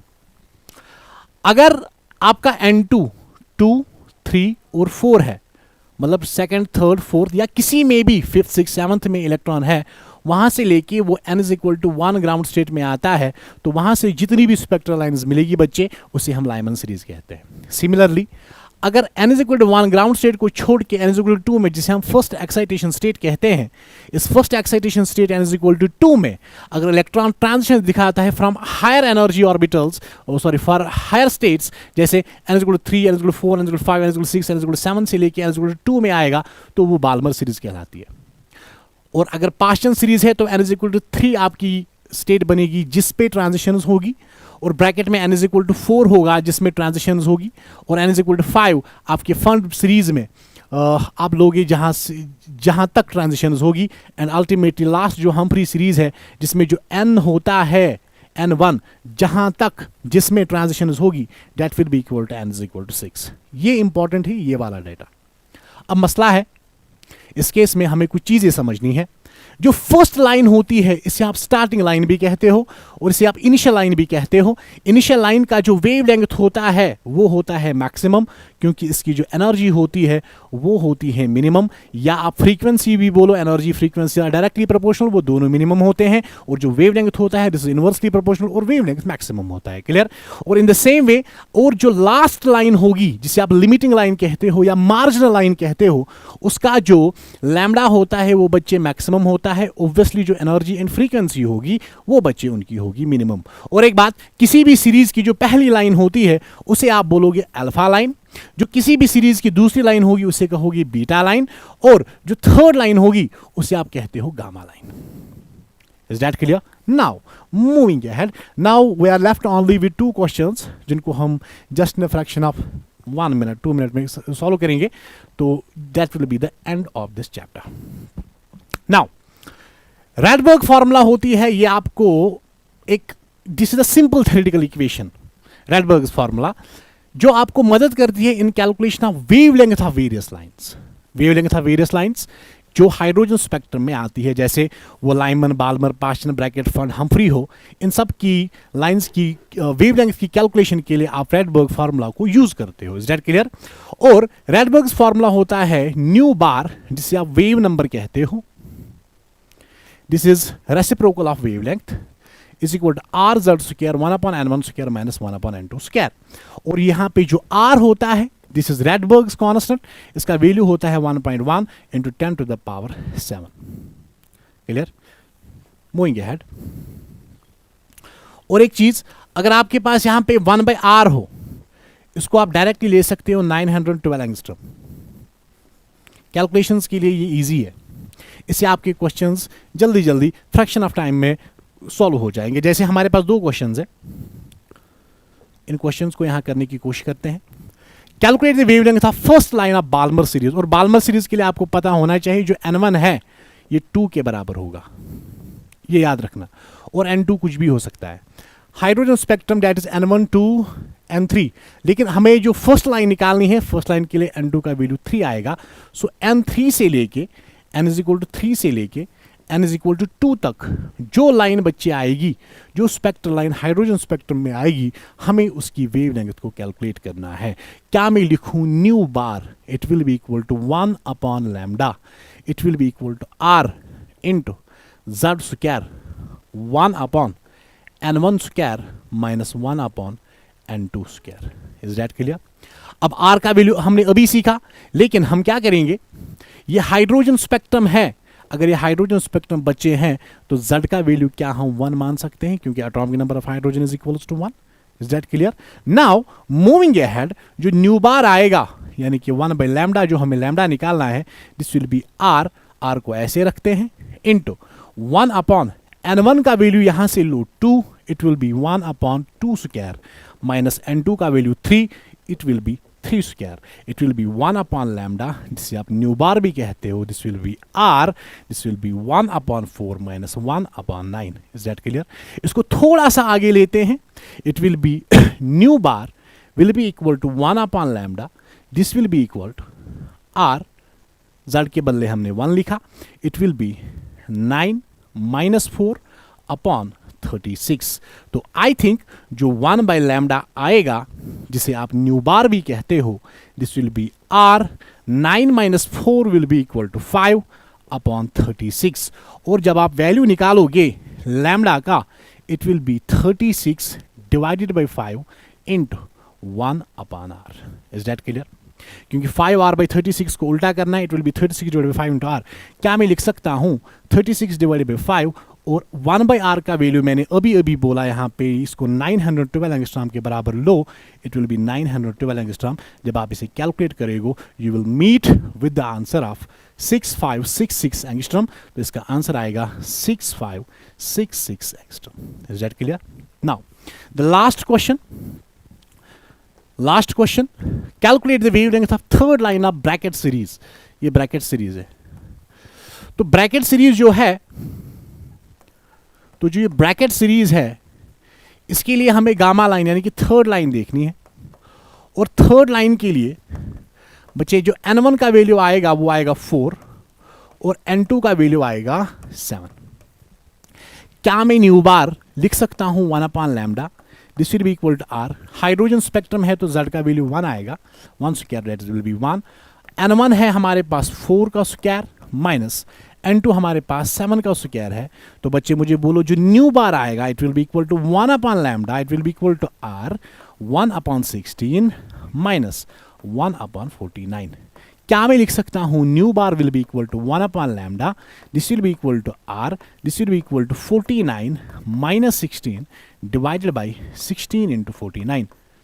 तो इसको जब आप solve करोगे बच्चे घर पे, तो आपका जो आंसर आएगा that will be 21667 angstrom will be the answer. I think this is clear. So thank you from my side and all the best. Thank you.